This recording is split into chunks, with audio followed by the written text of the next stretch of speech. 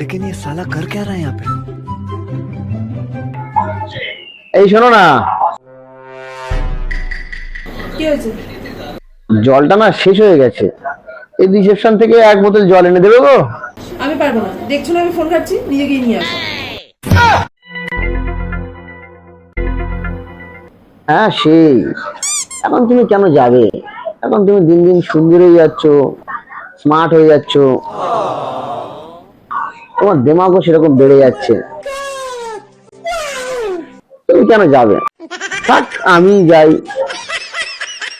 A few moments later.